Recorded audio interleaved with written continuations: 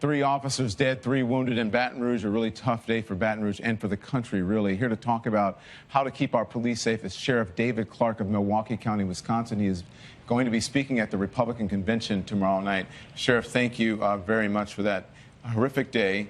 I spoke to the heads of the Sheriff Department, the Police Department, and the state police down there, and they told us how their hearts were reeling. Their message is peace and coming together in the country. What's your message? You don't believe that for 1 minute, do you? That their message is? Yeah. That's what they said to me. Okay. Yeah, I believe them. Of Any course I believe them protests when they say over the that. deaths of these cops today in Baton Rouge? I don't know that. I don't know that. Any riots or protests over the police officers in Dallas, Texas? What are you asking? It's a pretty simple question.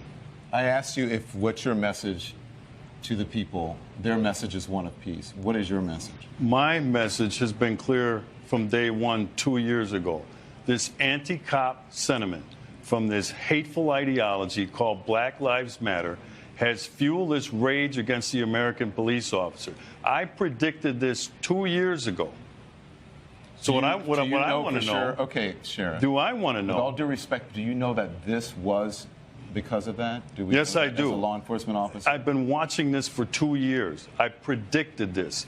This anti-police rhetoric sweeping the country has turned out some hateful things inside of people that are now playing themselves out on the American police officer. I want to know, with all of the black-on-black violence in the United States of America, by the way, when the tragedies happened in Louisiana and Minnesota, you know that 21 black people were murdered across the United States? Was there any reporting on that? There was a black officer who was killed today. But was there any reporting on that? Sheriff, please, let's just keep the volume down here.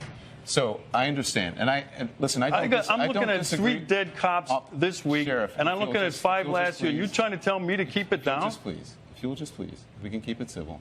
So, because the message to people at home, I'm sure you want, is one of civility. I wish, Don, I wish you had that message of civility have a conversation toward this hateful ideology, these purveyors of hate. You don't know what my message is. That's what I want they to say do. to you is these people preach vile and virtue we'll be right in the back. name We're of going to go to break, hate. and we'll be right back. All I want to do is have a conversation. I can't have a conversation with you if we're both talking at the same time.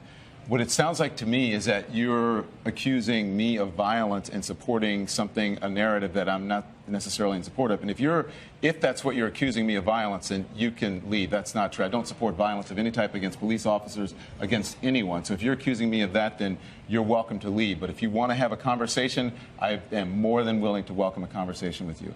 I don't disagree with you about there is a narrative across the country that could be harming police officers. But we don't know right now, as someone who's in law enforcement, if that was the actual cause of it. Go ahead. Let me ask you this. Do we know that generally the American law enforcement officers are racist? Do we know this? Go on. I ask a question.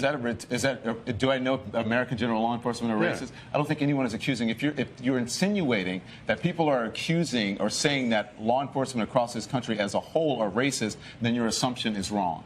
First of all, this whole anti-police rhetoric is based on a lie. There is no data, and you know this. There is no data, there is no research that proves any of that nonsense.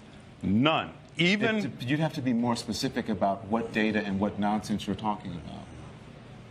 That law enforcement officers treat black males different than white males in policing in these urban centers. There is data that's. There is not data. No. The president spoke about it. Cedric Alexander, who is a law enforcement officer. The president has been lying about it. He said it again the other day when he said black males are 2 times more likely to be shot by a law enforcement officer than white males. Don, that is a lie. That is not a lie. It is a lie. Yes. Show me. The research that we have from the Washington Post. That the Washington Post study. debunked that nonsense. There's also research. He also said Sheriff, this, Don. There's also research. He continues. A Harvard professor that also showed that black people are treated more aggressively by police officers. No, you are than other people. wrong in your interpretation of that Harvard study, because I read the study. That's not what he said. He said he was surprised to find that in shootings of the most severe in shootings, that he found no evidence that there was a difference. Also, it should be noted that that study was a very small sampling of police departments across the country. Many people did not find it credible, but it is also interesting that in that research, he found that blacks were treated differently when it came to aggressive policing, but for the most egregious shootings, he found no difference. That's what that study showed. Well, based on what? Just generally? Are we talking about high crime areas? Are we talking about police officers being under attack? Because let's go back to where this whole thing started in Ferguson, Missouri. The lie was hands up, don't shoot. Lumping a whole bunch of things into one. If we can do one specific thing, that's where this whole phony movement started. It started out as hands up, don't shoot. You're talking about Black Lives Matter, right? Okay. So if you want to, you would need to speak to someone who is a member of Black Lives Matter about whether they have perpetrated a fraud on the American people. That's up to Black Lives Matter. That's not me. I'm neither a member of Black Lives Matter, I'm neither a supporter or someone who doesn't support them. I simply report on Black Lives Matter. Do you condemn the anti-police rhetoric coming from this hateful ideology? As a journalist sitting here on television, I don't have to condemn anyone, anything. That is something that you should ask.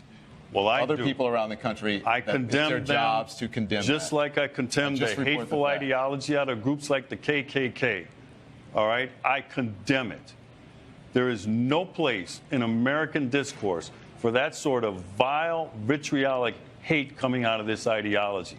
This has fueled and fanned the flames of this anger toward the American police officer. There's only one group in America, one time, that truly cares about the lives of black people in these urban ghettos. And it's the American police officer who goes down there on a daily basis, puts their life on the line to protect who? Black people. So when you say we just want to have a conversation, let's have a conversation about the black-on-black crime, which kills more black males, which is more of a threat to any black male in the United States than a law enforcement officer. Sheriff, yes, that's a different conversation. We can walk and chew gum at the same time. There's an issue when it comes to violence. Black-on-black crime, it's crime. White people kill white people, tend to kill white people. Black people tend to kill black people. Not in the numbers. That's fine, but that's a different conversation. I don't care who white people are killing. That is a different conversation than police brutality, and we're not having that conversation right now. And again, I want to be very clear with you. I condemn all violence of any type, just for the record. Was the situation between Mike Brown and Darren Wilson, was that police brutality? But we're not talking about Mike yes Brown or no? and Darren Wilson. I am. No, if you're asking me what the Justice Department showed, the Justice Department showed that it exonerated Officer Darren Wilson, and that the hands up, don't shoot narrative was a false narrative. That has been reported by CNN and by others. That was another phony report. What does that have to do with Baton Rouge, Louisiana? All right, because when you take in rates of involvement in violent crime, and crime in general, but violent crime, you're going to see that black males are overrepresented. Overrepresented in terms of being involved in violent crime. That's going to mean more arrests. That's going to mean more people going to prison. This stuff has already been debunked. Sheriff, that's a different conversation. Every time you don't have a response to something I say, you say it's a different conversation. I don't have a response to you. Is that we're having two different conversations. I'm asking the questions here. You're answering the questions by asking questions about some other subject that we're not discussing. We're talking about this hateful ideology called Black Lives Matter. You said you're not a member. You can't be a member. It's not an organization. There's no structure. That's what you're talking about. Listen, I understand, and it is a hateful ideology. I understand it's a very stressful time for you. These individuals. And Sheriff, we appreciate you coming on. They preach vile and vitriol in the name of virtue. Thank you, Sheriff. We appreciate it.